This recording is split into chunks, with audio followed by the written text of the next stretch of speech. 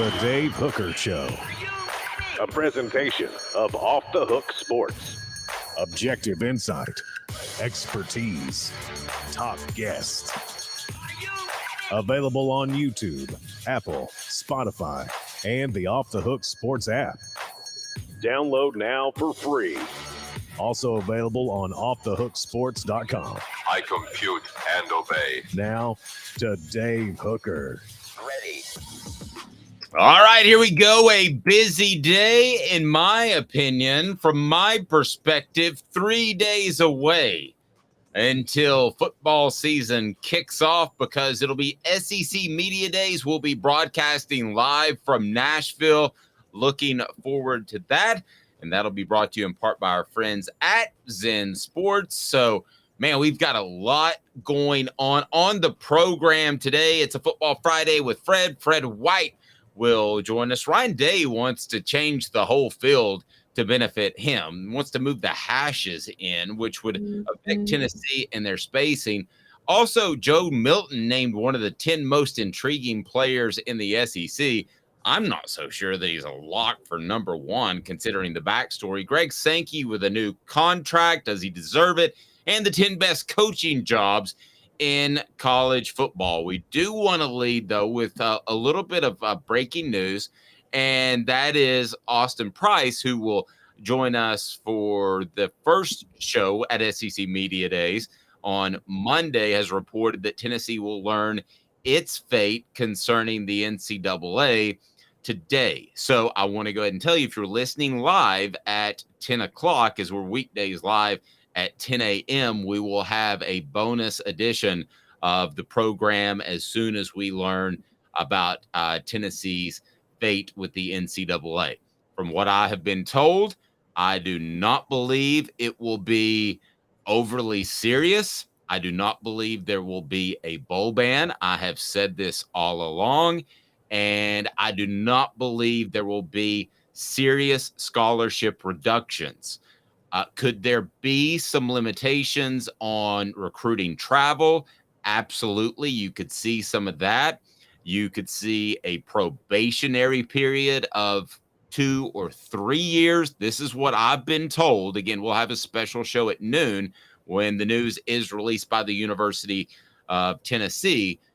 But nowadays, even a scholarship reduction, and when I say scholarship reduction, I'm talking 5, 6, 7, 8 scholarships, is not a big deal because of the transfer portal and being able to bring people in. So a lot going on.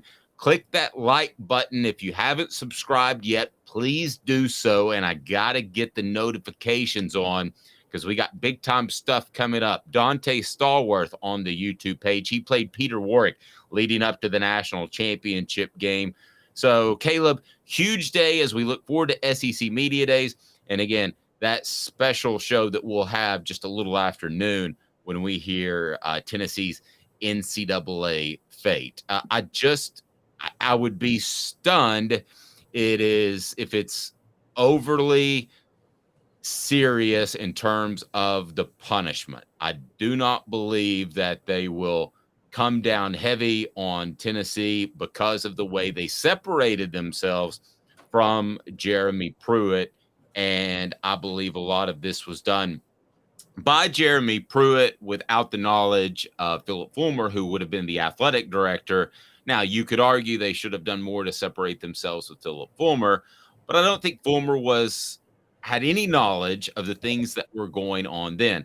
The next step might be if Jeremy Pruitt decides to come back in Tennessee. So we'll see. A lot of people, on the message board, we've got some people that think that they're concerned about dropping the hammer down. Caleb, I just don't see that.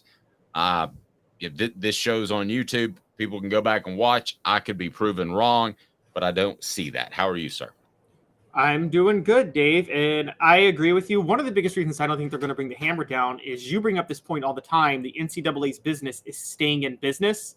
Mm-hmm. And there's no better way for them to lose even more credibility and people to leave them faster than if they bring the hammer down on a program like Tennessee, with Tennessee kind of on the rise right now under Josh Heupel. That would just be devastating for the powers that be in college football. So I don't think they have the guts to do that whatsoever. If you just play the odds and you look back over the years, whether it's North Carolina, Southern California, and you go back and you look at those that really more serious infractions have been committed. And if you just play the odds, the NCAA, really other than Southern California, who have they come down on in the past 2 decades? Caleb, and that'd be 2.5 decades, I guess. I mean, there hasn't been. I mean, they came down on Penn State, but then they retracted their punishment for Penn State. Yeah, and I want to be clear too. I removed personally, and sorry to ask a misleading question, Penn State, because that's crimes against humanity. So, but just for NCAA stuff that is not even technically illegal by the law, Southern California is the only one. And I thought that was just because it was so incredibly brash and they were putting guys up in, $1 million homes.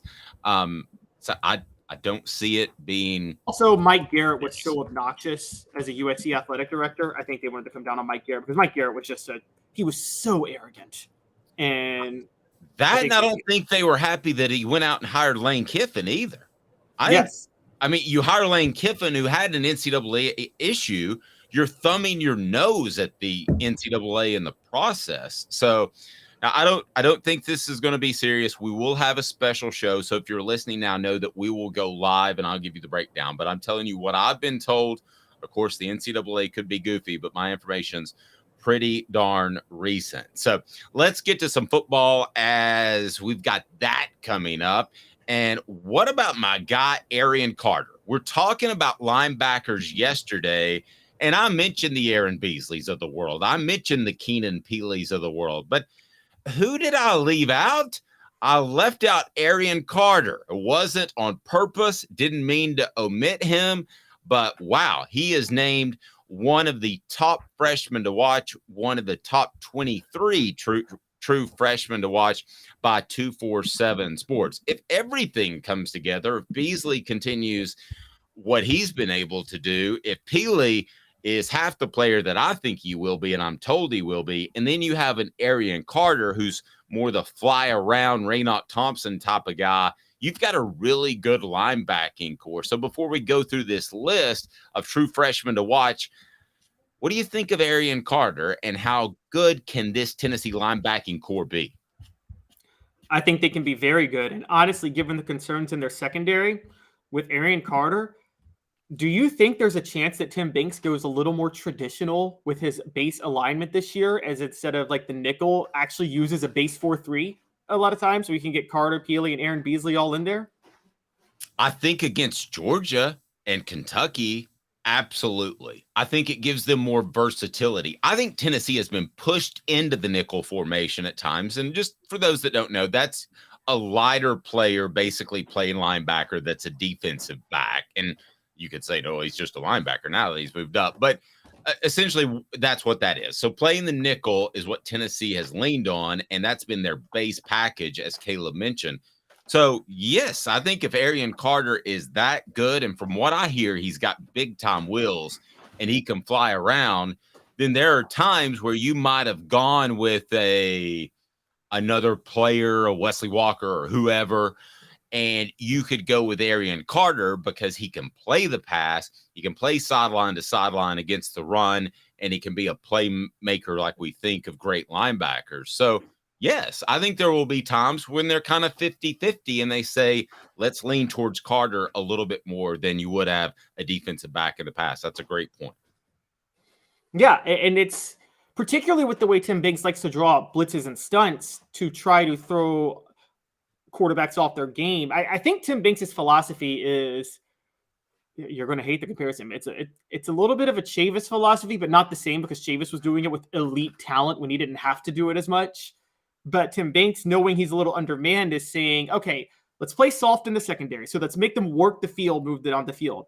And let's dial up pressure packages and hope that the pressure packages can force a mistake, because if they keep having to move the ball downfield against pressure packages, eventually they're going to make a mistake. And I know you can screen it. The key on this is knowing when you're going to get screened to death, because that'll knock that out in 2 seconds. But if he can anticipate that, then I think that you go more for the standard 4-3 route. And you're right, specifically against Georgia, you go the 4-3 route because you've got to be able to stop the run better than you did last year. So yeah, no, I think that's going to give Tennessee a lot of options. We saw last year, they really only had Jeremy Banks and Aaron Beasley. All due respect to Juwan Mitchell, he never really lived up to his hype transferring from Texas, I don't think. And I think I'm starting to think the biggest reason Juwan Mitchell maybe entered the portal is maybe because he knew about how good Arion Carter was going to be. And by the way, could Arion Carter actually get a starting job above Peely or Aaron Beasley? Is that possible? I think he could rotate with one of the guys. I'm not willing to go that far unless Peely, something happens and he turns out to be a bust, and nobody's led me to believe that. So let's talk about some other freshmen that could have big time impacts like Carter. And it's brought to you by Zen Sports. Zen Sports, the new sports book in Tennessee, revolutionizing the way you earn sports betting rewards. That means no more deposit bonuses that turn into deposit nightmares. On Zen Sports, what you see is what you get. And with their cash rewards program, you get a lot of cash. For a welcome bonus, earn an unlimited 5% cash back on your betting volume for your first 15 days when you sign up with the code HOOKED. That's HOOKED, HOOKED. Unlimited 5% cash back. Keep betting, keep earning with up to 3% cash back on your betting volume every month after that. And refer friends to earn a percentage of their betting volume as cash rewards too. Zen Sports is bringing the cash back to Tennessee. So if you bet big on sports, you want to be betting on Zen Sports. Zen Sports betting just got better. So with Arion Carter, we think he's going to have an impact. Who else out of Tennessee's true freshman class, not talking about transfers, which tend to garner most of the headlines, but what other true freshmen do you believe can have an impact this season? I've always been of the mindset I'll see it when I believe it. And then I want to get to this 247 Sports of some SEC guys that they believe will have impacts as true freshman. Caleb, what other Tennessee freshmen do you think could have a big impact? Because there's a good chance we'll be wrong, because we thought Justin Williams-Thomas would have a big impact at running back last year, and he never saw the field. As somebody told me, he couldn't see a hole if it was laid out right in front of him. What other freshmen? Hey, neither could Trent Richardson, and he still won a national title at Alabama. But yeah, but there were like 3 holes. So he could go straight, step left, step right, and he's going to be all right. That offensive line was so massive. It was insane. All right, so I think this offensive line is going to be pretty good. I'm not ready to say it's of that ilk. What other Tennessee freshman could have a major impact this year in your mind, Caleb, before we take a look at the SEC incoming freshmen that 247 believes will have a big impact? Okay, so we've gone back to them a lot, but I'm going to go back to them again. I'm still very big on either Jordan Matthews or Ricky Gibson. One of those guys is going to start this year. I actually think I think if you were to set a betting line right now, I would say you make it more likely. You would set it at how many true freshmen start in the secondary. You would set it at 1 or 1.5. I mean, because I think Jordan Matthews or Ricky Gibson is almost a sure bet to start this year at cornerback, one of them. And I would lean towards Jordan, but I have no strong indication from the people I talked to within the program. I would lean towards Matthews. I think he's a little bit thicker, a little bit stronger, but I think that's a great pick, one of those 2 guys. Here's what 247. And we also prefer Louisiana kids because we're apparently Louisiana homers on the show. So I'm not. You are. Here's what 247 Sports had to say. Quote, "You had a feeling when Carter picked Tennessee over Alabama, the talented linebacker would have a chance to crack the balls projected too deep as a freshman, and that's the case. Per Go Balls 247, Carter won the Mr. Football Award in Tennessee's highest classification last fall as the state's Gatorade Player of the Year after a remarkable 2-way senior season, 92 tackles, 6 tackles for a loss, 3 sacks, 5 passes defended, 3 forced fumbles, 1 interception at linebacker, along with 1,100 yards rushing, 19 scores. Given Tennessee's youth movement at linebacker following heavy production losses, which would be Jeremy Banks, Carter plays the one position in Knoxville where an early impact is needed most. And frankly, even if Jeremy Banks was back for another year, they needed more production out of that position. Doesn't he sound like, given the fact that he was probably the best athlete on his team, ran for 1,100 yards? What does that remind you of? By the way, the Dante Stallworth Celebrate 98 video is up. It reminds me of those linebackers in the late 90s and early 2000s, more late 90s, because kids didn't want to change positions after about that time, despite the fact that it would be better for them. It reminds me of those guys that played running back and they were the best athletes on their team, and Tennessee would flip them to linebacker. Some knew before they got to campus, some did not. Dominique Stevenson, Al Wilson played running back. Raynoch Thompson played running back. I could go on and on and on. So you make that flip because they're a great athlete, but they also have an innate feel for playing within the tackle box, which is a special gift. So it makes me think of those type of cats where you're not just going out and get a guy who's mastered linebacker, but maybe is not the most physically gifted guy on his team. Does that make sense, Caleb? Yes, but the blasphemy of you to mention running backs from the 90s who played linebacker at Tennessee and not mention Al Wilson, who rushed for 1,100 yards in high school. I said Al. Did you say Al? Did I miss you saying Al? Yeah, I said Al. Okay, sorry. I don't know why I didn't hear you say Al for some reason. Sorry. No, but I said Al specifically, who also played safety, because I got ripped on the YouTube message board because I didn't mention he played safety too. Yes, he did, but he also played running back. All those guys played running back. Every single one of them. Stevenson. I bet Arion Carter didn't play running back. Sorry. Right. Right. Arion Carter did not play running back, but the rest of them did. Yeah, I mean, they all did, and they were all that good. And I just I like I like this move. I like it a lot. And if you had to pick between Arion Carter and one of the two corners you mentioned as being the biggest impact, would you take Carter or would you take one or both of the corners in Gibson and Matthews? I'm still going Matthews, and I'm actually with you. I'm going one of the corners. I'm going specifically Matthews. I have more. Tennessee is going to need to plug somebody in at cornerback this year, and so I think Jordan Matthews is that guy. So yeah, that's where I'm Very fair. I can roll with that. All right, let's ask Jacob Warren, because Jacob's a pretty smart cat. He'll be at SEC Media Days next week. And what does Jacob say about the channel? What's up, everybody? This is Jacob Warren asking you to like, subscribe, and share.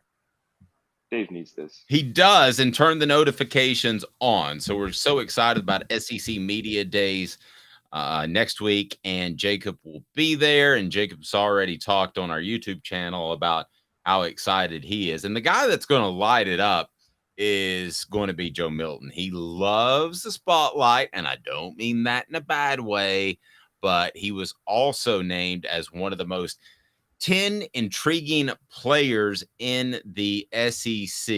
And I have trouble finding anybody that's more intriguing in the SEC. What the H? Brought to you by Craft Treats. What the?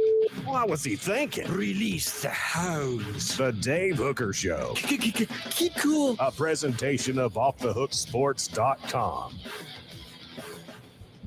All right, so most intriguing players in the SEC, according to On3. This appears to be in no particular order, and it's done by Jesse Simonton, who has done a fantastic job, and I really like his work. So Joe Milton is there, saying Joe Milton has spent the last 2 seasons honing his game and waiting for his opportunity to lead Tennessee's offense. Former Michigan transfer beat out Hendon Hooker for the starting job in 2021, but a minor injury and inconsistency relegated Milton to the bench. Now he's the guy and holding off Nico. And he's also a guy that, let's face it, it would be understandable if he had some doubts after the way things shook out in that Ole Miss game where he jumped out of bounds. It would be understandable if he had some doubts after the way Hendon Hooker played last year and had some questions about just how good he can be in this offense, because he did get benched, be it inconsistencies or injuries. So is there good pressure or bad pressure for Joe Milton? I ask you that question, Caleb, and then we want to get into what players are actually more intriguing than Joe Milton. I can't think of any. And it's brought to you by Craft Treats. CraftTreats.com has all kinds of treats for your pets, but it has the chill pills with the CBD derivatives that will help with your pet's digestive issues, that will help with your pet's arthritis issues, and also can help with anxiety issues. So every once in a while, I'll pop a chill pill with a CBD derivative. No, I don't, but I do give it to my pet. And you go to crafttreats.com, use the promo code off the hook, get 20% off. Please support our sponsors and advertisers. That's why we are here. So is this good pressure, bad pressure for Joe Milton? And I'll tell you why I feel strongly one way or the other, Caleb. I think it's good because even though I do think he panicked in that Ole Miss game, I think largely Joe Milton is showing a level of embracement of the pressure that's been put on him this year. It just seems like Joe Milton is much more ever since. And I look at these things. We talked about this, that you even told me based on reporting you had heard. Joe Milton got kicked into high gear when Nico Iamaleava showed up on campus. Not that he wasn't in high gear before, but that he felt the pressure when Nico Iamaleava arrived. Well, how did he respond to that pressure? He held on. He balled out in the spring. He was clear-cut the best quarterback in spring practice. Didn't panic at all. That, to me, is just the first sign of really standing out that, okay, when there's any type of pressure put on Joe Milton, he embraces it. I mean, we've seen quarterbacks in the past that, the minute pressure's on them in any sort of way, they fold. I mean, they collapse. I don't want to call him out, but when Eric Ainge was feeling Rick Clausen behind him, he melted down in 2005 and did not handle that well at all. And I would blame the coaches and the way they handled it more than Eric. But either way, you're right. The way they handled it didn't sit well, and it shouldn't have with either quarterback. I thought they just that's as bad a coaching year as I've seen up close. I thought they had both quarterbacks by the middle of the year mad about the way they handled it. If there had been a third quarterback, he'd have been mad too, because it was a total fiasco. So who is more intriguing than Joe Milton on this list? And when you look at the list, I think you have to give the nod to Carson Beck because he's taken over for a national champion. And he's replacing a Stetson Bennett. I can go with that. But here are some of the intriguing guys that are on this list. And one would be defensive lineman Mason Smith with an extra A. So it's Mason Smith of LSU. Wide receiver Malik Benson out of Alabama. I think he's big time because I don't think they ever got their receiver production where they wanted it last year.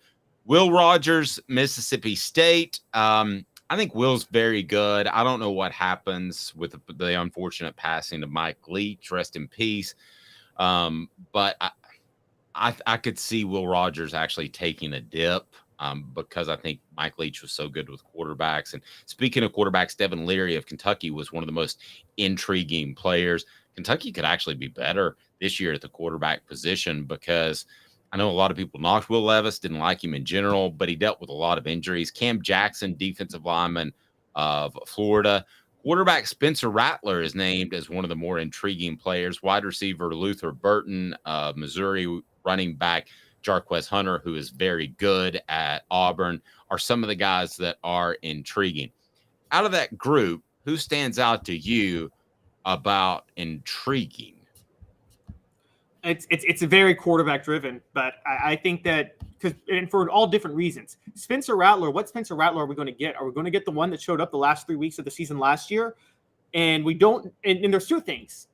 It's which Spencer Rattler are we going to get, and how good is he going to be with extremely incompetent Dowell Gaines as his offensive coordinator? Which is, to me, those are two giant questions. I mean, I'll say this: whatever you want to say about Joe Milton, there's no questions about the ability of his coaches. I mean, nobody's really questioning if Josh Heupel can get the most out of him. And I think Dowell Gaines gets the worst out of everybody. Devin Leary at Kentucky. That was a good pickup for Kentucky. And Liam Cohen is back in Kentucky. And I'm telling you, for what Kentucky does, that is the best offensive coordinator they could get. So those two really stand out to me.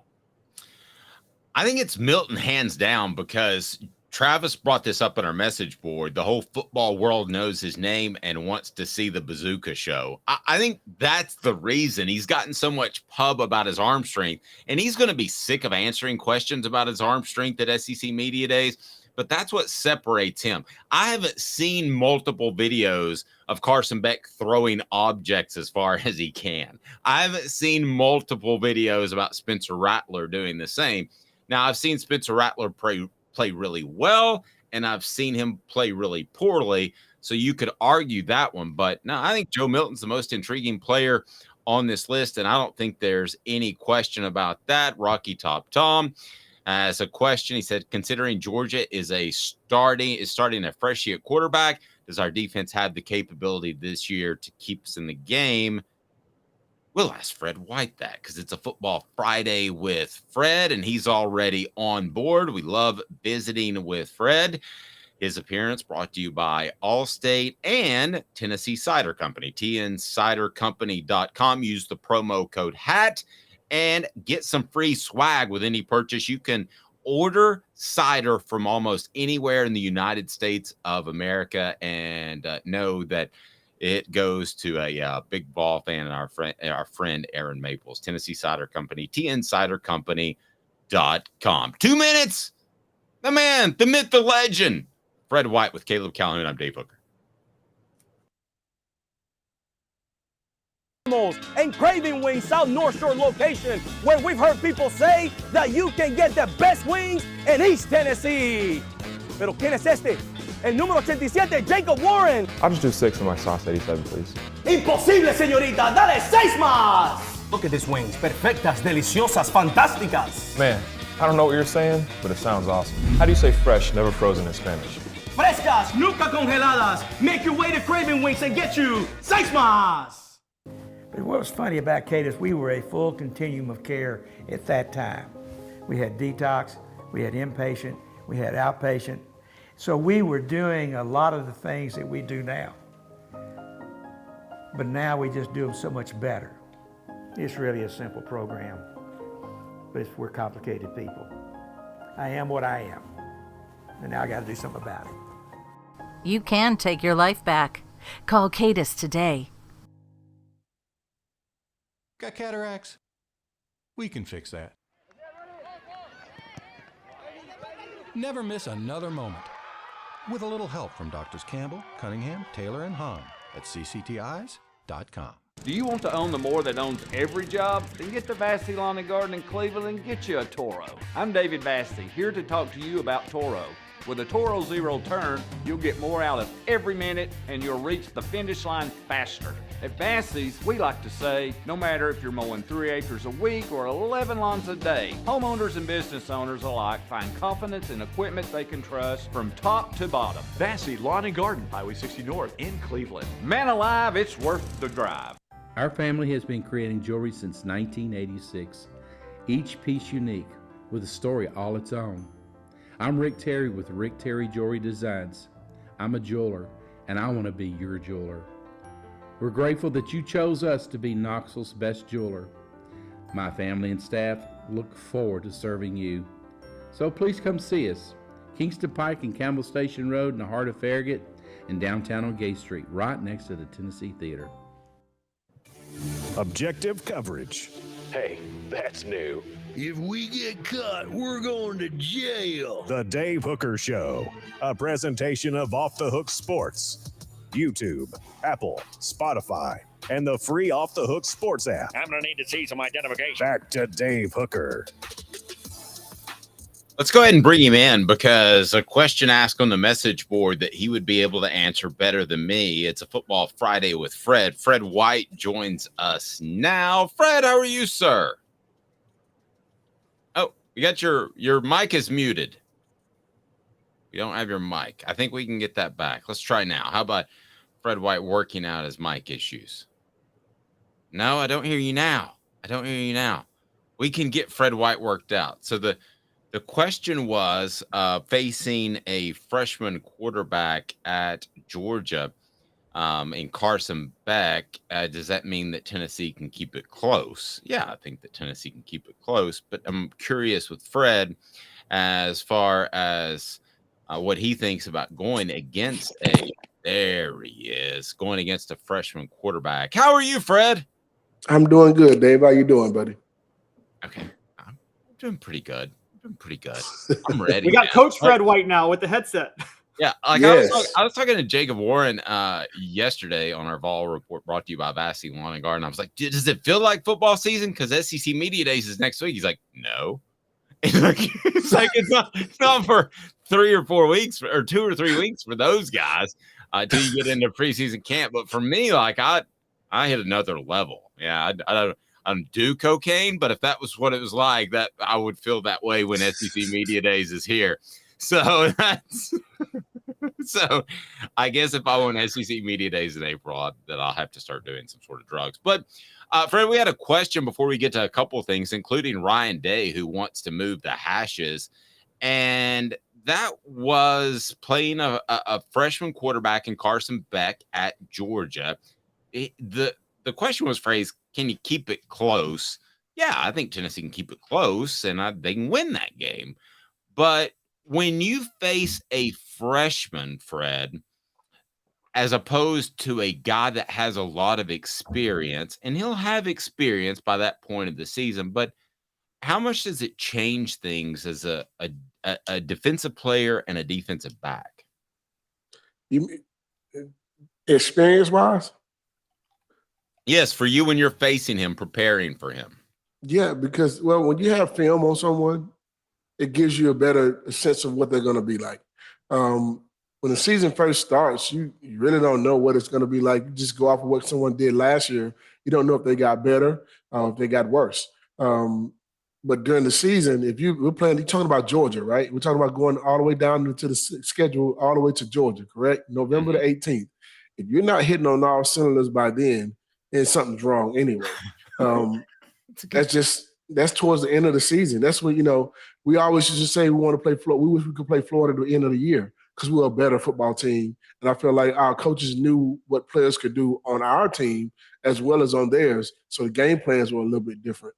They remember what you do in November. And I thought they remember what you do in November simply because we were better coached and we were better skilled. And we also understood what we were looking for and the tendencies of other teams. The quarterbacks, the running backs, receivers, you don't change much towards the end of the year. I mean, in the beginning of the season, you may think you have something going and somebody may get injured early and you had to change your game plan. But towards the end of the year, whatever you call is what you're going to call. And that's it. Yeah, gotcha. Okay, so in this particular case, it might be better to face Georgia early in the season, but you could make the same argument that Joe Milton's new-ish. So that could go either way. Fred, if people want fantastic coverage, how do they get in good hands with Fred White? They can give us a phone call at 770-381-0367, or they can also look us up online at fredwhiteallstate.com or just Google us, Fred White Allstate. We are also on every social media platform there is, and it's Fred White Allstate again. Great stuff. All right, so we got Mr. Jones saying TGIF. Thank God it's Fred Day. I like that. I like that too. Yeah, Thank you for that, sir. We should have thought of that about 15 years ago. We might still be using that. I was like, God, that's pretty good. All right, so Fred, Ryan Day at Ohio State said recently that he thinks the hashes should be moved in. So let's start like an elementary level because you know way more about football than I do. And I'm somewhere in between those that might not understand. What are the difference between the hashes in college and the NFL to make sure everybody's following along and we're on the same page? Well, in college, you play, it's a wider field because of that, where the ball is set up and you have more field side, those type of things. When you're on the left hash, you got a whole lot of field on the right. But when it comes to like the hashes being like the NFL hashes, most of the game is played in the middle of the field. And that's the biggest difference. It's just the game is played right in the middle of the field as opposed to having more room to maneuver or throw that deep out route or corner route on the outside of the over there. That's kind of a difference. For instance, playing in the 1998 National Championship game, you look at where they were lined up. when they threw the interception, Dwayne picked up the interception, that was on the wide side of the football field, that wide hash. If it was in the middle of the field, I don't think it's the same type of throw. You know what I mean? That throw gets there a little bit faster because that out route's a little closer. I just think that leave the college game where it is. Leave it alone. When you want to play in the middle of the football field, you make it to the NFL. That's the whole thing for me. Don't try to make the game more like the NFL. Let college be college. So let me ask you this specifically. How would it, if at all, affect Josh Heupel's offense if they moved the hashes to the NFL and they moved them in? I mean, like I said, the game is played in the middle of the field at that point. So, I mean, I don't think it would change what he runs or what he does, but I think having the wide hashes has an advantage for offenses in college. Just simply because you can use more of that football side of the field or have more room to run certain plays or do certain things. I don't think that would mess up his calling or game plan or whatever. It just gives you extra space. Okay, and when you get the ball to someone out in space, like a Squirrel White or whatever, and you got a wide side of the football field to be able to get him in more space, it just gives you more space to to maneuver. That's pretty much it. Yeah, so the columnist I read thought it would really hurt Josh Heupel's offense. I'm not going to name him. I didn't get that at all. I don't think he knows anything about football. He just knows what he's just talking. I don't think he knows anything about football. I don't know who that guy was, but I said it. Tell him I said it. We don't have to name him. He's a fairly nice guy. But anyway, take off, Caleb. So, Fred, if that happened, so if they moved it in, so I think an advantage of Josh Heupel's offense is right now, because they spread so far, defenses have to declare if they're going to play the run or the pass. You're saying even if the hashes were moved in, they'd still, against Josh Heupel's offense, they'd still have to declare that, wouldn't they? They wouldn't be able to disguise the coverage, right? I mean, you wouldn't be able to. I mean, it's not just Josh's offense. Yeah. It's Georgia's offense is the same. It's very similar. Their concepts are just different. It's all about getting guys in space. Oregon did it the same way years ago with the head coach they had. I can't remember his name. But everybody kind of made a version of that because of how fast he went and those type of things. It's still calling the same plays. Nothing's wrong. Nothing's different just because you got more hash or more space. You're still calling the same plays. It's no different. You still got to stop the guy that's in front of you. You got to beat that guy. You got to win your one-on-one battles. Nothing changes out of it as far as calling plays in space. The one thing that I wanted to ask you that I haven't heard of anybody that might address it, but I remember interviewing Gary Danielson, and he said, this part of football has bastardized the sport, which is a great word. If we all use the word bastardized daily, it might be a more fun world. But he was referring to the fact that offensive linemen basically don't have to declare if they're against the run or the pass, and they're allowed to release further downfield. The NFL, you can only go a yard downfield, and with college football, you can go 3 yards downfield. So you're essentially blocking for a receiver at some point. What are your thoughts on that rule and the way college mandates it? And it's part of the reason the RPO game, right, is so much more effective in college. It is a lot more effective in college simply because of that. Because as a safety, if I'm reading my uncovered lineman to my receiver, for guys who understand the game, if you actually know how to play the game very well and be good at safety, you should be able to read from the uncovered lineman, which may be the center or the guard. And those guys usually give you the play before the play starts. They're either leaning forward or they're leaning backwards. And if that guy, if the ball is snapped from the center and he's uncovered, the first thing he's going to do is help, because that's his responsibility. He's going to help backing up, but he's going to help going forward. Now, if that guy can go forward 3 yards, it tells me run as a safety. So I'm coming down. But if it's RPO and they see me come down, now I leave a space open in the passing game, which is why it's so hard to cover those RPOs. If that guy's only going down 1 yard, I can now establish whether it's run or pass a lot faster. Is that I know Caleb's going to jump in though. Is that fair to the defense? Is that a rule you're okay with? Or are you kind of like, I don't like the rule because it makes you you have to wait sometimes as a safety and as a linebacker. So you don't get a chance to pull the trigger as fast sometimes because of that. Because as a linebacker, if you're looking at the linebacker stance, he's 5-6 yards off the ball. When that lineman is coming at him, he's expected to go and attack that lineman, in his gap because it's a run play at that point. Well, if that guy's coming at him and then it's a pass, he leaves a space behind him also. It kind of hurts your defense because there's an opening there now where it shouldn't be. If that makes sense. No, I got you. Fred, it's funny because I totally understand. I'm not crazy about the rule either. There's two types of blocking rules I'm not a fan of that I don't think should be allowed. One of them is that, but the other one, I want to know your thoughts because you had to face the triple option when you played in college. The cut blocks, should those ever be allowed in college football? I just feel like it's a cheap way to try to run your offense. Well, just know if you can cut me, I can cut you. Yeah. and I'm being honest when I say that. If you can cut me, that means I can cut you. So if you don't want me to cut you, you shouldn't be cutting me.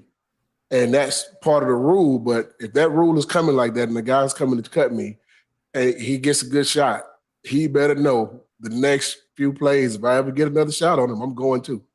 I just want you to know how it feels because it doesn't feel good. No, and let's be real clear. There's a difference between cut blocking, which is part of the game, and chop blocking when you're engaged with another lineman, which is just nasty, dirty, and illegal. And those guys should be thrown from games, just like defensive backs who hit high or target. Those guys should be thrown from games, in my opinion. I don't know. That's the case. That's the football, man. I hate that part of the rule. A chop block when you're engaged with another guy. You just said a safety that comes, a DB that comes and hits up high. What? I mean, that's what you're supposed to do, hit them up high. Oh, well, no, we could debate whether or not those rules, but if you're going to enforce those rules in targeting, you should enforce the rules in the trenches where people are taking out people's knees in a chop block. Yeah, if it's a chop block, that's different. Like say engage, I don't like that. Now that should be banned in all levels of sports, high school, college, and pros. But here's the other thing about a cut block. When you're coming up and a receiver cuts you, hey man, it boils your blood immediately. But I will tell you, you better work on trying to figure out how to get out that cut block. All it takes is 1 or 2 times that you eliminate that guy from cutting you like that, he won't do it again. There's a technique that you use that I used to use, and we were taught this. You take the head and the shoulder and you separate it. So when that guy goes low, you take the head and you take the shoulder and you separate it. I guarantee you he won't cut you too many more times. Oh, I don't follow. I don't understand what you mean. So when he takes his head down to block you, you have this and you have this. You take it and you separate it. I guarantee you he will never cut you again. So you push him on the back of the neck? Is that what you're doing? You take the side of his head, and you take the shoulder and you separate. Oh. And he won't ever cut you again. Oh, wow. Okay, I got you. By the way, Fred, go, Caleb, go. Just a quick history story because I've been blasphemous all week and I'm going to be blasphemous again today because I'm ready for the Bammer fans to come at me. College football banned the chop block in 1980. Bear Bryant's last national title was 1979 when he was running the wishbone offense. Bear Bryant would have been nothing without the chop block. Y'all come at me. Come at me. Come at me. Wow. I didn't play in the era. Yeah. I don't know. I just felt like I triggered some Alabama fans today. So, Fred, you and I have talked about air quotes hazing, which I want to get into a little bit because we talked about it. What your football team did was very light hazing. But before we get into what occurred in the 98 team in the mid 90s, as far as hazing, what is over the line? Because you have Northwestern who has gone from a program that, even though he was not a great coach, he was 111 last year, but he was their guy. He had been there for like 11 years, and Pat Fitzgerald wasn't going anywhere. And then boom, he's suspended. And then boom, he's fired. What crosses the line in hazing? Everything they did crosses the line in hazing. What you mean? Everything they did crosses the line in hazing. Hey, man, I'm being honest with you when I say this. I couldn't have went to Northwestern because I'd have lasted one day. They would have had my mom come pick me up immediately. Yeah, there was all kinds of weird sexual innuendo stuff. Because the first person who would have came at me with that situation, it would have been a bad day for them. I promise you that. That's not something that, we've had this conversation as, football guys, former guys, and we're sitting there like, who stayed? Why would you even stay at a school like that? They would have never had a football team. My signing class in 95, you would have never not one of our guys would have stayed. Not one. We've had that conversation. No, not one guy would have stayed. I mean, it literally would have it'd have been the freshman class against everybody else, pretty much. Because that wouldn't have worked for us. No, and how does that, and I don't really want to get into the specifics of it, but whose job is it to police that? Because you guys did so much policing on your own, but at some point the head coach is responsible, right? Yeah, you're responsible for that. You know what's going on. You know things that are happening on your, in your locker rooms. If you don't, you shouldn't even be the head coach if that's the case. How do you not know the beat of what's going on in your locker room?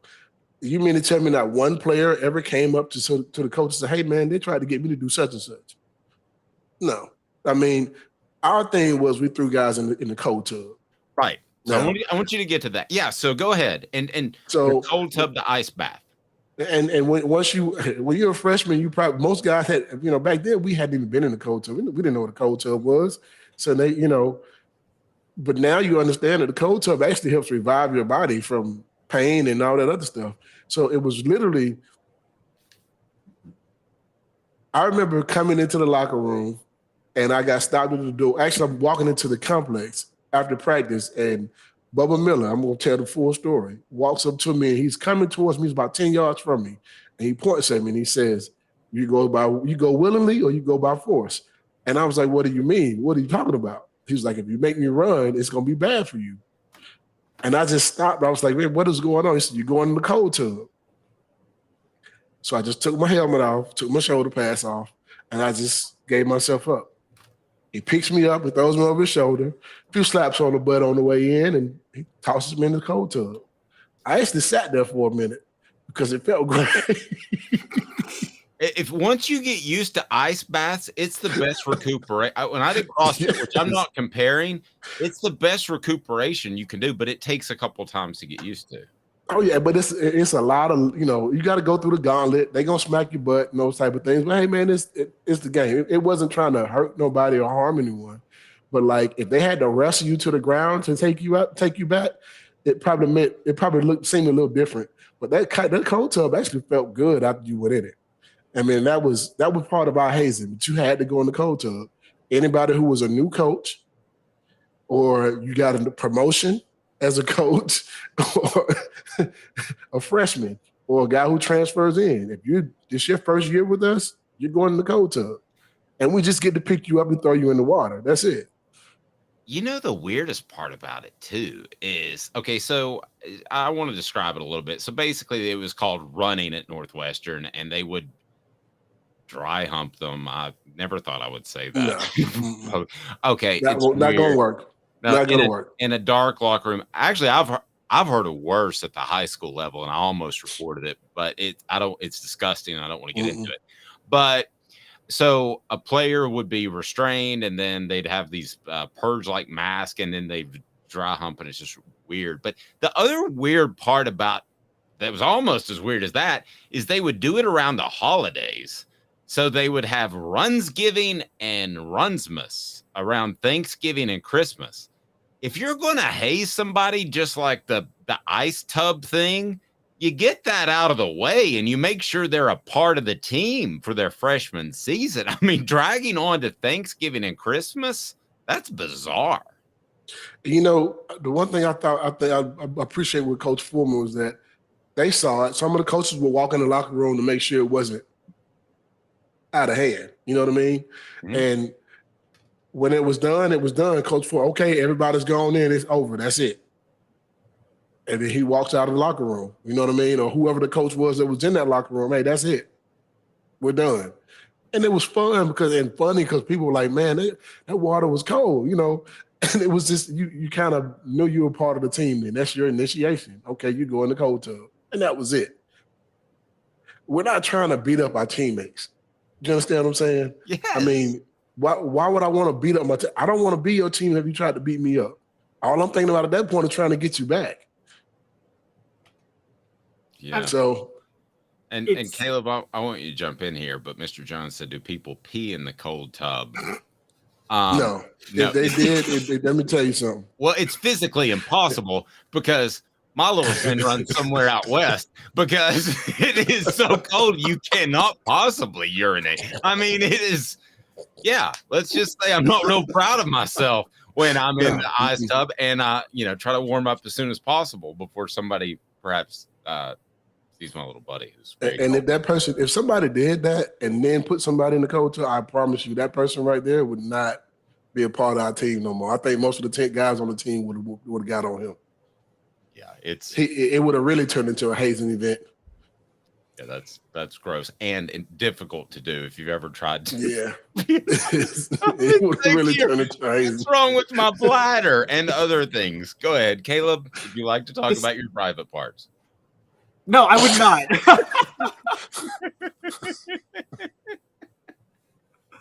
Go right ahead. That's hilarious. I would let's talk about hookers. Hookers. I was thinking about this. I'm like, it's funny, Fred. You were at Tennessee when the movie The Titanic came out, and I'm thinking, you know what? Maybe Tennessee's football team, y'all could have survived the Titanic. Y'all be handling the cold ice tubs. We didn't stay on there that long, though. By the way, no, Caleb, we didn't stay on there that long. No. Yeah, and by the way, that chick could have made room for Leonardo DiCaprio on that piece of wood. There was room. She just let him die and drop to the bottom of the sea. That was wrong. She also got back on the boat, which, by the way, and just lessons in emergencies. I've talked to emergency responders. If you're safe, don't run back into danger. You make everybody else's job hard when you do that, okay? Like, if you're safe, stay safe. She was definitely, as Rocky Top Tom says, that's probably the best thing to do. Yeah. People like to, I cover fire stories where people like to run in to try to save their family member, and the firefighters are like, we were going to save them, but now we have to save you and them, which makes it harder. And so it's like that depends. Sometimes it's hard to say. My mom's sitting up there in the window and no one's moving. I don't know if I'm not going. I don't know if I'm just gonna stand there and just wait for them to go. Well, you're either gonna move when I tell you to move, or I'm gonna move for you. Fred, speaking of cold, I actually want to circle back because you brought up something that I've been talking about a lot. I've actually been talking about this all week, and I think it's kind of unique that Joe Milton gets a big game in November this year, because as you talked about, when you guys played, you talked about how y'all wish y'all could play Florida later in the year. For y'all, obviously November would roll around and the gauntlet of your schedule was over. Like, all the brutal teams were like on the first half of your schedule. Mm-hmm. And I've actually made the case that I think that's one of the things, I'm not saying it's the only thing, but I actually think it's one of the things that cost Peyton Manning the Heisman, was that he didn't have a meaningful November game. Do you think that having meaningful November games is much better for teams as a whole? I mean, I don't care when I play you. We can play the first day of the season. We can play the middle of the season, play the last game of the season. It don't matter. You just got to win the game, plain and simple. I mean, you got to win the game regardless. So it don't really matter when you put me on your schedule. You just win. That's it. But for Peyton, you had the SEC championship. I mean, that's a lot of voters. One of the biggest games there is.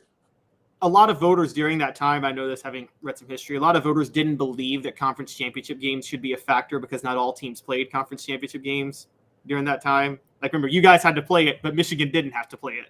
Mm-hmm. But I think for us, the SEC, I bet Michigan and Ohio State and the Big Ten wish they were doing the same thing we were doing at the same time, because they're so far behind us now. That's a good point. So I think it played out better for us than it did for them. I will say this, though, to Caleb's point. Let's take Georgia win in 97, or take any the Alabama win in 97. Take any of those you want. If that happens in November, I bet you Peyton Manning has a Heisman Trophy on his mantle. I don't know if that's the case. Really? No, I don't. I love Peyton Manning to death, and I think he could have won the Heisman. I should, I sit back and I think about this all the time. But I also look at this and say, man, doggone Charles Woodson didn't do bad in the big games, man. I mean, he made plays that if he don't make those plays, they don't win the game. Now, I look at the Heisman now and I say, it's gone to more offensive players. There'll never be another defensive player get close. It may not even be another running back that wins it because of the way the game has changed. It's going to be a quarterback almost every time or a receiver, and that's going to be it. And I don't like the fact that that's the case. So sometimes the best player on the football field is not the quarterback or a receiver. I mean, I look back now and I go, some of the best running backs that ever played the game in college didn't win a Heisman. You look at Marshall Faulk, did not win a Heisman. Mm-hmm. You look at from Oklahoma, I can't remember his name right now, but didn't win the Heisman. Like, how did they not win the Heisman? They were the best football players in college football those years. But it's more so now a quarterback position. Now, do I think Peyton should have won the Heisman? I do. But can I take anything away from Charles Woodson and what he did? I don't know if I can. I mean, the guy had a punt return against Michigan and an interception. That's the biggest game of the season for them. They play against Penn State. He catches a one-handed interception against Penn State to seal the game. That was nasty too. That was a nasty. I mean, so you go back and you look at the games. He did put up a lot of points. I mean, he made game-changing plays. I can't knock what he did. He's a Hall of Famer in the NFL too. So I can't go back and say, he should not have even been close. Hey man, he had a heck of a year that year. Now don't get me wrong, he got more media coverage because of where he went to school, but he did. He had a heck of a season. He got more media coverage, and also ESPN wanted to drum up more of a debate, and they wanted a real race because it looked like Peyton was going to run away with it. I know that from people at ESPN. I mean, it was like they did Ron Dane that year, if like a couple of weeks before Charles Woods, they would push guys, and I don't think they thought that Peyton was actually going to lose it. No, they didn't. But he did, and then but that's interesting. Now, let me ask you this though. Didn't mean to get sidetracked on this, but if you stack Champ Bailey's numbers up next to Charles Woodson, Bailey's numbers are better. Mm-hmm. Who's a better player in college and overall, in your opinion? That's a tough one. Charles Woodson is a Hall of Famer. Right, but just college. Just college. Charles Woodson made those plays at the opportune time on national TV to win games. Champ Bailey did them in the middle of games. It wasn't the deciding factor of games.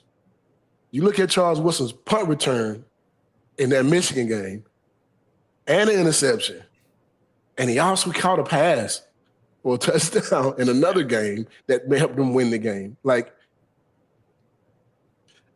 you could go both ways. I think both of them are great football players. I just think Charles Woodson seized the moment when the cameras were watching in the biggest moments of the games. So do you think, Fred, if those same plays, and Michigan was still that good, but if those plays happened in the first quarter or less meaningful games, but Michigan still...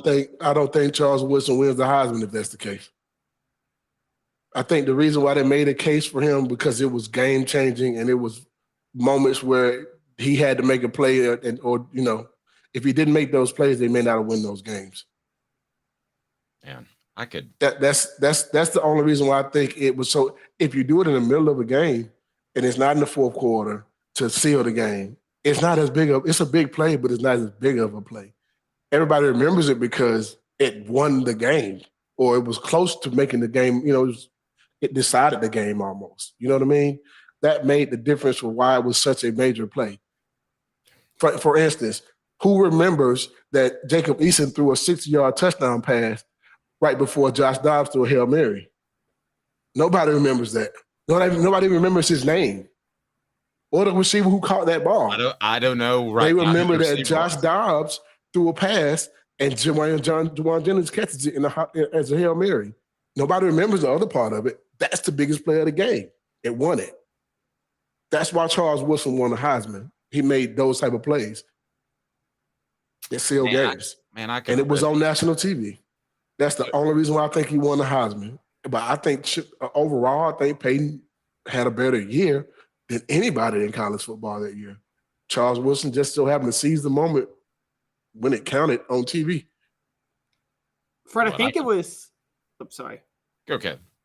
Yeah, it's funny because looking back, I think I actually, look, if depending on how the standards are year to year, I would actually not have a problem with Woodson winning the Heisman. I think what bothers a lot of Tennessee fans is they feel like the standards and the criteria changed overnight when Peyton Manning was there. It did, and that's what we feel.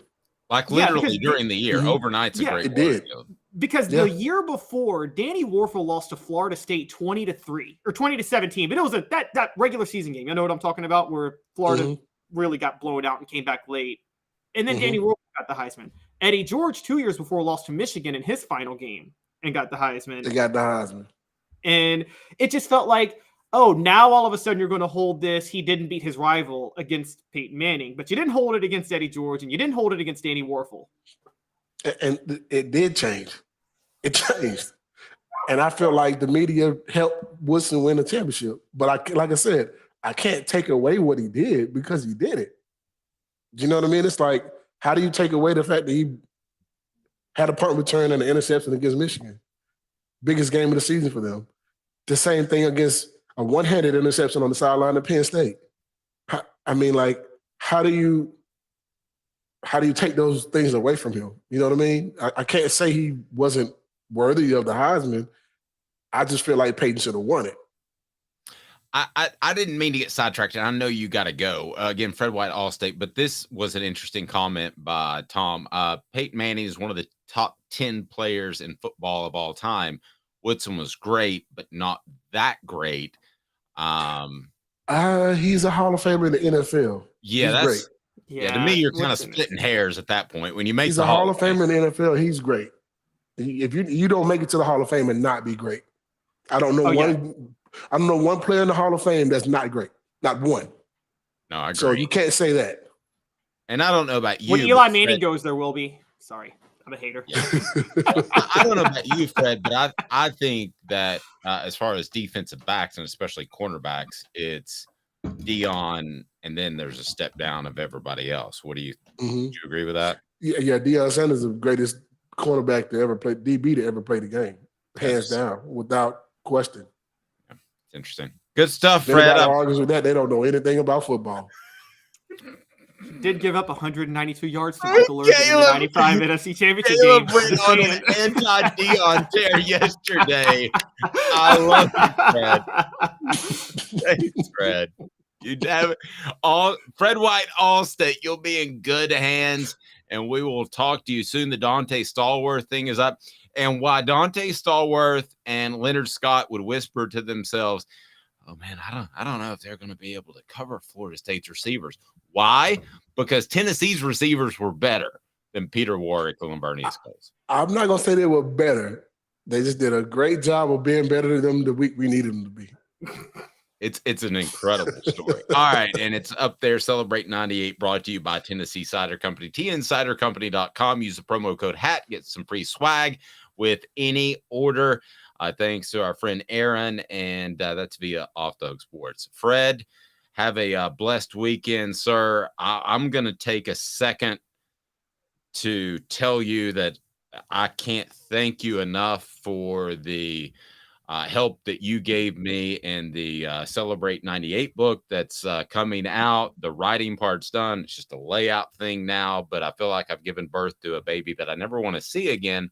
And because it's been a lot of work, none of it would have been even close to possible without you. I am forever indebted. Thank you. Well, I appreciate it. And I know one day you return the favor when I write my book. buddy. I'm all in. You know, if you want to co-author, I've already got some ideas that we can work together on. So, yeah, we were meant to work. It's coming. It's coming, Dave. We know it. It's coming. I gotta write that. I gotta do a few things I wanna put in a book. Oh yeah, so I'm looking forward to it. We can start our own production company. It could be White Hooker Productions. White. I'll leave you with that. Thank you, Fred. My mom might not approve of that name, but White Hooker. Or one time I thought I had this. When I have ideas, I just throw them out there, and sometimes they're stupid. And I said, Fred, we could do a bit called the White Way back when we were doing radio, and Fred just goes, nah. It wasn't even a discussion, and I just moved on.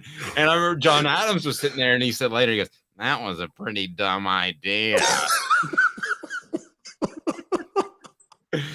Fred, have spot on impersonation of John Adams. Yeah. Fred, have a blessed day. We appreciate you, and have a great weekend, sir. You too, guys, man. Go Vols and Off the Hook Sports. There you go. Talk to you guys later, baby. He's Fred White. We will talk Greg Sankey contract extension after this, a production of White Hooker Sports. Not really. Stay tuned. Sankey gets some cash after this.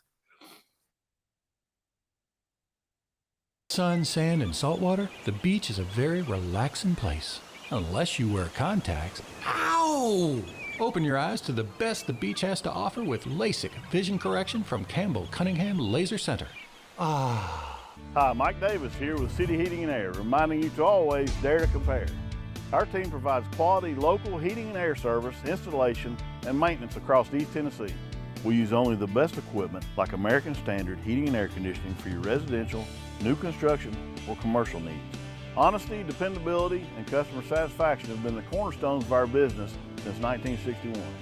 City Heat and Air. Dare to compare.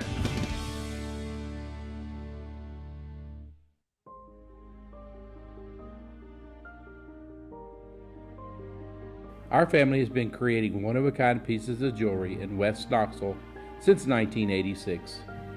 Each piece is a combination of unique processes that bring your idea to life. Every day in our shop, a truly special item with a story all its own is being manufactured in our facility, bringing the history and family sentiment into a whole new generation of life. We're grateful that you chose us to be Knoxville's best jeweler, a title that we value and respect. Because to me, being a jeweler and owning a jewelry store are not the same thing. I'm Rick Terry. I'm a jeweler, and we want to be your jeweler. Kingston Pike and Campbell Station Road in the heart of Farragut, and downtown on Gay Street right next to the Tennessee Theater. When you want a hard cider that's easy to enjoy, one that's crafted to perfection, you need Tennessee Cider Company. Some say it's the signature cider of the South. Others say it's the cure to your craving. They all say you'll savor every sip. With a selection of ciders free to sample, all it takes is one taste. Visit tncidercompany.com for more information, as well as to shop our ciders and merchandise online. Thirsty yet? Doors open at 10 a.m. Who's this guy? Hello, wizard. The Dave Hooker Show, Who? a presentation of Off the Hook Sports. What? YouTube, Apple, Spotify, and the free Off the Hook Sports app. Back to Dave Hooker. I embrace the fact that I'm not hip at times. I remember one time Fred and I were interviewing, I can't remember somebody, maybe it was the basketball player that rapped, Orlando Woolridge's son. Ronaldo Woolridge, yeah.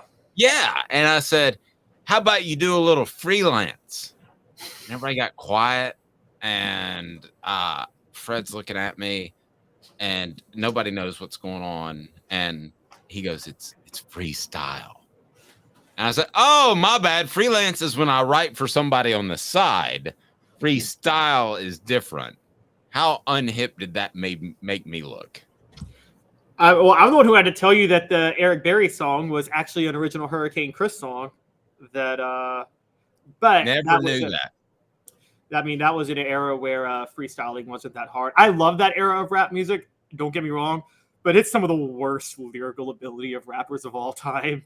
Okay, I mean, Soulja Boy, Hurricane Chris. I mean, I listen to them all the time, but Waka Flocka, but they were terrible rappers.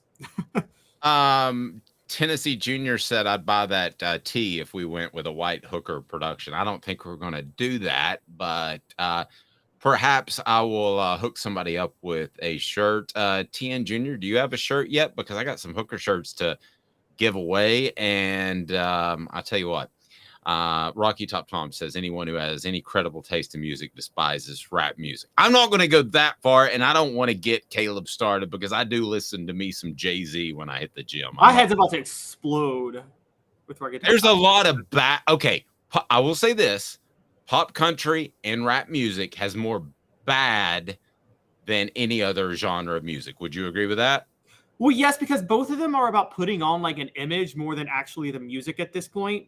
So it's like trying to portray an image. And that's kind of the annoying thing because most of them aren't about that life. You know this. Most country singers now did not grow up redneck at all, but they try to pretend they did. Just like most rappers didn't grow up in the hood. They were the ones, sitting in creative writing class doing well. And so I'm with you on that. It's so much about projecting an image now that it is actual, like what it was about when it started. Both original country and original rap were outlaw music. So TN Jr. reminded me that I didn't get him a shirt from way back. And so I'm going to do that. There's my email. Email me. And the merchandising distribution department, which is known as my wife, will be thoroughly tongue lashed for not getting you that shirt out. So we'll take care of that. I apologize.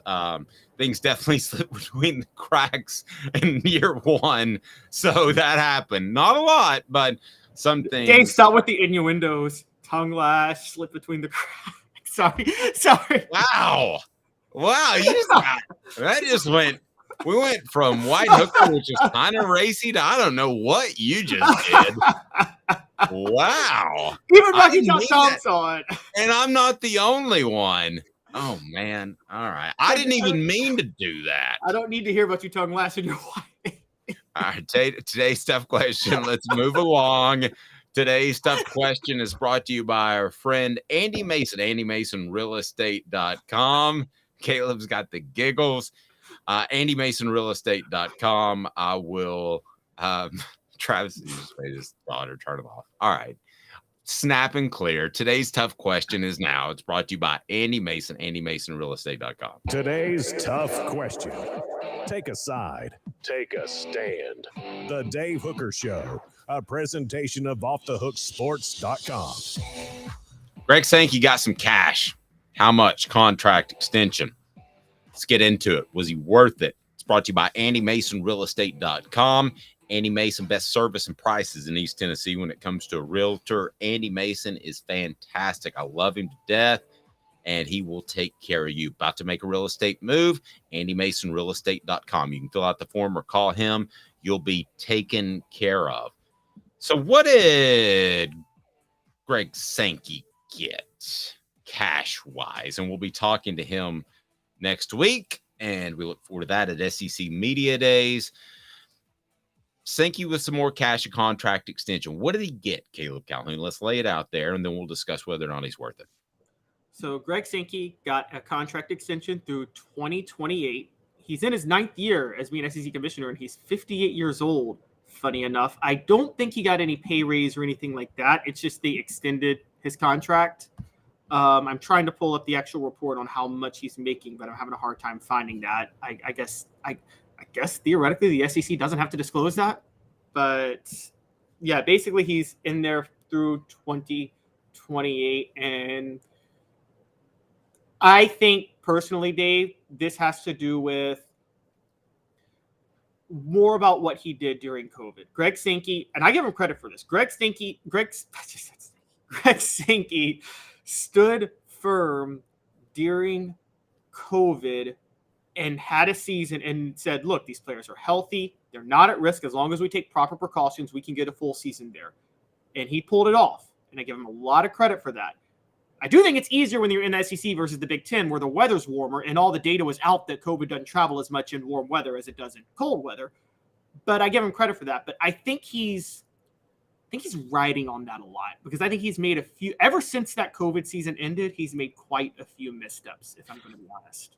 Okay, well, we can get into the missteps, but as a whole, I would give him an absolute crazy positive review on what he's done. You give him credit for the COVID season and navigating that. That's unprecedented and probably never going to happen again. But we haven't even mentioned the word Texas and Oklahoma, because with Texas and Oklahoma, Caleb, that made them that cemented the SEC into the super conference, with the Big Ten, I think, just short of that. But they're two because they have to go all the way across the country. I think Sankey's done an absolutely fantastic job. Sometimes, and I don't want to put words in your mouth, I get the feeling that you think he's just done okay. We can talk about what he's done wrong, but we're talking about 2 reverse windmill slam dunks in getting Texas and Oklahoma and handling COVID. So anything else he's done, not nitpicking, but I think pales in comparison to what he's done from a positive perspective. You? Okay, reverse windmill slam dunk for COVID. Yes, I can't do that with, okay, getting Texas and Oklahoma, NBA reference. That's like when people who try to say Jerry West is a great GM and they say, well, he signed Shaq. Well, who wouldn't have signed Shaq when they were the GM of the Lakers at the time? And so, okay. I mean. Okay, well, I see where you're going. If they come to you, you would sign him. But, Roy I think Kramer. you and I both agree they came to him. I agree. But Roy Kramer was a very conservative commissioner who I think did a good job in putting a BCS together so we could stack teams and not have split champions forever and ever. But I don't know that he would have taken Texas and Oklahoma, because I interviewed him about the potential for a college football playoff and he hated it.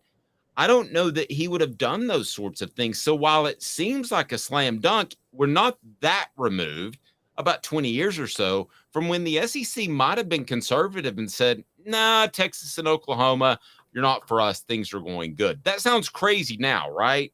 But I don't know that Kramer would have taken it. College football was different 20 years ago. One, Agreed. Texas, what I think Roy Kramer, if he had stayed commissioner to now, would have, understanding the changing landscape of college football. During that time, during that time for conferences, there was limited amount of national TV exposure. So, I mean, not limited, but it was less than it is now. And so you didn't want to have too many teams at a conference during that time, because you wanted to make sure as many of you, the highest percentage of your games possible could get nationally televised. And the more teams you have, the harder it is to fill those slots. Well, now with the networks and things like that, and now streaming's coming, there's plenty of national slots to fill. So, and also I think now brand size matters more. So I just think things have changed a lot. It's, even look, Mike Slive, I thought made a great move at the time, getting Missouri and Texas A&M. Rest in peace, Mike Slive. But I think if Mike Slive were alive and commissioner today, I don't think he would have Missouri now. That was at a time when TV markets mattered. And I think he wanted the St. Louis and Kansas City markets. I think if he had a choice now, he would think back and go, yeah, maybe I should have added West Virginia, which wanted to be in the SEC at that point. And so I think that. Yeah. So, okay. So we would agree, right, that since the 90s, let's start at 92 when they added Arkansas and South Carolina, that the SEC has trended upwards the entire time since the early 90s, when things started to we didn't know that we're getting weird, but you started adding teams. So I think you would agree that it's trended upwards, right? Yeah, it has. Okay. And I think it's a great product, though. I think managing the SEC right now is like being commissioner of the NFL. You don't have to do much to be successful in the NFL. You've said that before. I respectfully disagree, because yes, Texas and Oklahoma came to them, and I want you to lay out the issues you've had with the Sankey. But first, let's talk about trending upwards. You had Roy Kramer, who did not want a playoff to happen, and you had Mike Slive, again, rest in peace, who wanted to play the TV market game, and we've learned in retrospect that's not the right game to play. So those are two pretty significant knocks on those commissioners. I don't see that with Sankey. I don't see a significant knock to the point that they're any more dire than that. Now, where do you go as far as issues that you've disagreed with Sankey on? Okay, so issues I've disagreed. Let's start with, well, to defend Mike Slive when he did the TV market thing, you got to remember, that was to get the SEC network launched and off the ground. And he did that. And the SEC network, even as markets are changing, is still very valuable. That's a valuable commodity that's part of the SEC. And so I actually give Mike Slive. But I don't think it's because of Missouri. I don't think people in St. Louis, that TV market, are like, oh, I got to see Missouri football. No, I don't. It wasn't, but it helped the SEC negotiate a good deal, because even though people in St. Louis weren't like that, networks were like that, because at the time networks only thought, well, TV markets. And so, okay, but that's like having another kid because you need help with chores around the house. I mean, that to me, do you see what I'm saying? I mean, you don't make a major shift to help with a little TV money. But spearheading the SEC network has to count for something. And he did. I agree. I think they've all been very good. I think they've all been A's. Rory Kramer made the move, by the way. Speaking of getting ahead of the curve, he did the SEC on CBS deal. Rory Kramer, that is the first step that really made the SEC the dominant, towering over every other conference in college football. Was the SEC was the first to have its own network deal. No other conference had that, and that was Rory Kramer thinking way ahead. And I got to give him credit. Now with Greg Sankey, I gotta say that Sankey, I think he was caught flat-footed getting Texas and Oklahoma. And he had already negotiated his deal with ESPN. And he negotiated a 10-year deal.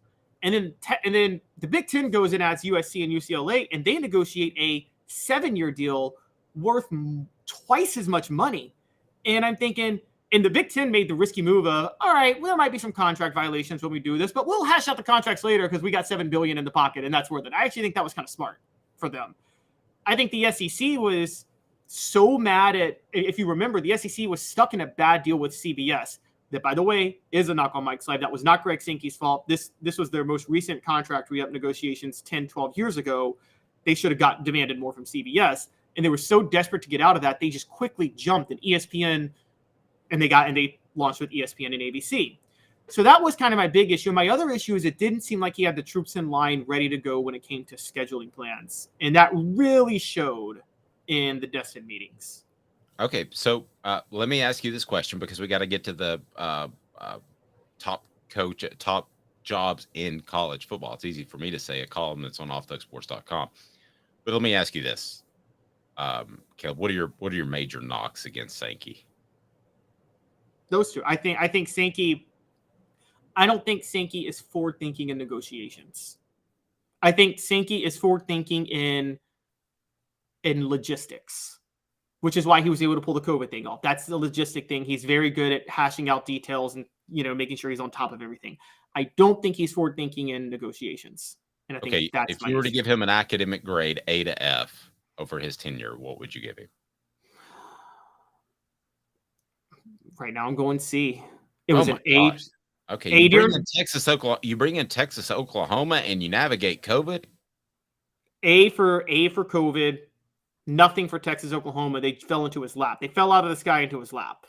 And there are ADs. I mean, there are commissioners not that long ago that wouldn't have taken Texas and Oklahoma. Yes, but in a different time, in a different environment of college football.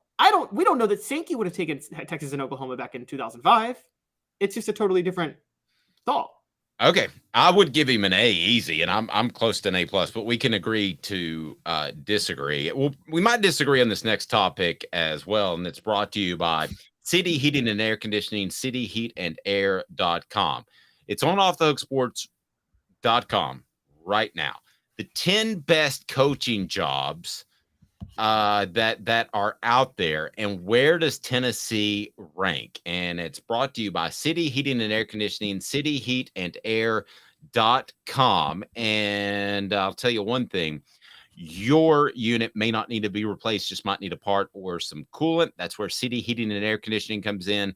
50 years of integrity in Knoxville, cityheatandair.com.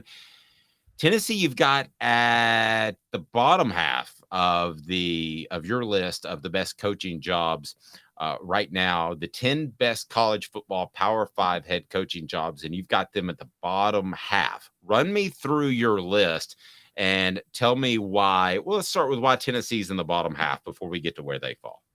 Okay, but let's be fair. Bottom half, these are still top 10 jobs in college football. So it's not. Yeah, so I have Tennessee not in the top half. The thing holding them back the most is they're just not in a fertile recruiting area. I mean, they're not in a state where they can they can't just stay in their state and build a championship team. And that's where I would say Tennessee's in the bottom half. They got a lot of other factors going their way. I mean, they have the best NIL initiative in college football right now. And that's a huge advantage to have that initiative. They're uniquely located to be able to pluck guys out of Georgia, South Carolina, the Carolinas, and Alabama. And these things make them a top 10 job, but they are not. And also a big advantage for Tennessee, and this is the thing that matters, competition in your state. Tennessee has, even though there's not great in-state recruiting, Tennessee at least doesn't have any competition for their in-state. Vanderbilt and Memphis are not threats to get top talent in the state of Tennessee. They go to Tennessee usually. So let's go through this list, and I'm going to play a little hey now or heck no. And as far as better coaching jobs than Tennessee, you've got number 1 LSU. Hey now. I'd have to agree with that with the in-state talent. I don't think there's any doubt about that. You can still win at Tennessee, but in-state talent at the end of the day is covering recruiting like I have. I'm going to more often times side with that than not. Georgia. And competition for in-state talent. There's no other Power 5 school in the state of Louisiana or within hundreds of miles of LSU, quite honestly. Absolutely. Georgia, different because there is competition, but incredible in-state talent. I agree. Hensley? What do you say? Hey now. Hank agrees. All right. Ohio State, better job. That's crazy. Here's why I say it's not a better job, because it's in the Big Ten, and I think just by the nature of being in the South that you're going to be able to recruit better talent in the South. But I definitely see your argument, and I think you would be in the majority there. Yeah, Ohio State's a better job. First of all, you make it sound like being in the SEC makes it a better job. That means you got more competition. Ohio State's an easy job because they can lock off. By the way, Ohio and California are the 2 non-Southern states that compete with Southern states for NFL talent. I mean, look at the amount, and Pennsylvania too, but look at the amount of talent that comes out of Ohio into the NFL, and Ohio State competes with nobody for that talent. I mean, let's be honest, Dave. Michigan, so like Oklahoma goes into Texas and gets talent. Michigan doesn't come into Ohio and get talent. They are a clear-cut second fiddle to Ohio. They get Ohio State rejects, quite honestly. They have to go to Pennsylvania before Ohio State. And that's why I have Ohio State. Okay. Southern California. That's crazy. I'm not taking Southern California as a better job than Tennessee because of the kids that I've covered there. Football is not as big of a deal. Even if you want to take Nico, he also placed a big importance in volleyball, which some people wanted to say was a bad thing. It wasn't a bad thing because he was supportive of his team, and I agree. I think that's awesome. But I don't think those kids in Southern California care about football nearly as much. I don't think it's a live or die thing. And I think that Southern California is now in the Big Ten. I think the travel issues are going to be significant. So maybe I would have taken them when they could just dominate the Pac-12, but I'm not taking them now that they're in the Big Ten over Tennessee. Thoughts? I am, and I look. I've covered Tennessee recruiting, and I've covered other recruit. And I remember USC recruiting in the mid-2000s. Tennessee recruited great in the 90s. USC recruited right on that level in the mid-2000s under Pete Carroll, and they didn't have to leave the state. And quite honestly, it's even going to be easier for them now because they just if you're a kid in California and you want to stay in California, you might have considered Cal or Stanford in the past. You're not considering them anymore with USC in the Big Ten. And with UCLA, and by the way, between the two, you're picking USC. So yeah.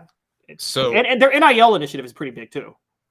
Yes. So how about? Well, obviously they were able to pull the Biletnikoff winner in 2021 over, and not to mention a guy named Caleb Williams as well. I mean, they just instantly set up shop via college football free agency.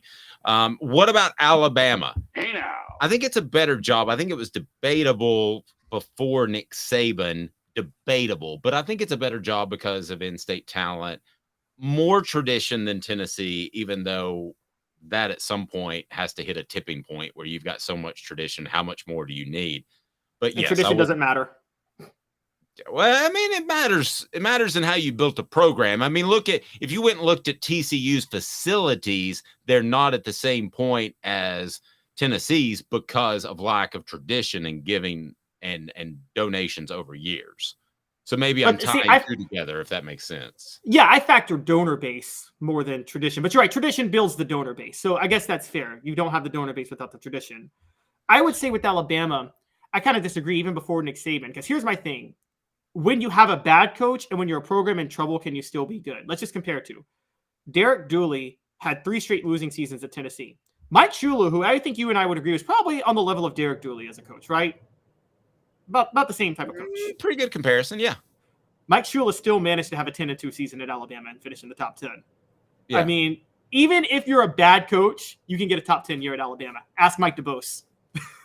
Have I told you my Mike Shula I gotta pee story before? No. Mike Shula walks in SEC Media Days. I'm the first guy that's standing there because I knew kind of where to be to interview them one-on-one. And I say, hey, Mike, it's Dave Hooker within, I guess, WNML or whatever it was, WNOX. And I said, do you have a minute? And his sports information guy goes, yeah, you can go ahead and do this quick one here with Dave. And Mike Shula goes, where's the restroom? And he was so blown away by 500 people waiting there. And also it was in Birmingham, so you had a lot of Alabama people too. He was just blown away. It was like, where can I escape? Give me a urinal, please. Oh my gosh. He also complained about Smokey biting an Alabama player. I remember that one, but yes. Texas A&M, a better job than Tennessee. That's crazy. I know why you're going to say it's a better job, but it's not, because you have to compete with the next school on the list, and that's Texas. Why is Texas A&M a great job? It's got the 3rd largest NIL initiative, or 2nd largest, just behind Tennessee. And if you divide, there were only 3 schools now that legitimately compete for Texas talent: Oklahoma, Texas, and Texas A&M. Well, if you divide the NFL players from Texas by 3, there's still more than Tennessee players. So I mean, that's the thing. There's so much talent in Texas to go around. And I would have disagreed. It's stupid crazy. Yeah. Now, back when they were all in the Big 12, it was one thing because, TCU could adequately compete and things like that. They're not competing with Texas and Texas A&M when they're in the SEC, though. No, you're right. All right. How about Texas? A better job. Hey now. See, I would take Texas over Texas A&M and Tennessee because they are the state school. There was a time where I thought A&M could overcome them, and maybe they did for a brief little moment. But I think when we look at it over the course of 100 years, we would all say that Texas is the better program, right? They're the better program, not the better job right now. One, Texas A&M's in East Texas, so they're actually uniquely positioned where the football talent is. Where University of Texas is not where the football talent is in that state. All right. So then you've got Tennessee at number 8. I'm your Huckleberry. Why? So the biggest advantages for Tennessee, like I said, is they have the number 1 NIL initiative. They have no competition for in-state recruiting, and their in-state talent is not terrible. I mean, it's still one of the better states in the country. It's just one of the worst states in the SEC. So that's what makes it a little difficult. But I still don't think it. But it's still a really good job with NIL and then the talent you can get around you. All right, UCF, you've got it number 9, and I don't know if you're just trying to gig me or not, but it sounds like that's crazy. All right, you ready for this? All right, I'm gonna break this down. UCF is in a Power 5 conference. Florida is a dominant football state with recruiting. But Florida State and Miami, they're about to fall off the map because there's no way. I don't care about that stupid CW deal you guys want to tell me about with the ACC, okay? There was no way with the budgets that's an absolute embarrassment. I don't want to get sidetracked, but when you're on the CW, I mean, good gracious. What do they follow that up with? Bull riding? I mean, you're on the CW, for instance. Exactly. I don't even know where the CW is on my state or my direct TV thing. So Florida State and Miami, their TV revenue payout right now, because they're in the ACC, is a third of what UCF is going to be in the Big 12. So UCF is about to overtake both of them. Okay, now it comes to UCF and Florida. Dave, I think, and you tell me, I think the Florida brand is still toxic because of Urban Meyer. I think it's underrated how much Urban Meyer made that brand toxic for recruits for a long time. They're about to have a documentary next month on how Urban Meyer ran that program into the ground. Yeah, I saw that. I wouldn't say that he still has an effect, but it's interesting you bring it up. I'll give it some thought definitely over the weekend. And then you've got Oregon as a top 10 job. That's crazy. Here's why I think that's crazy. People want to talk about Phil Knight and the money he puts in it. They've got the cool jerseys and all that stuff, but they've done all that, and they still haven't won a national title. They had Chip Kelly, who was ahead of the curve. They still haven't won a national title. I think of the great football teams, if you want to talk about Georgia and the defensive tackles that they've had, and they didn't just have one or two of them, they had 2 or 3 or 4 of them that would rotate in. The great teams that Tennessee had, that had the Albert Haynesworths and the John Hendersons at the same time. And then like your fall off is oftentimes at Tennessee and Abreu Franklin, who gets another shout out 2 days in a row. And he had a good NFL career.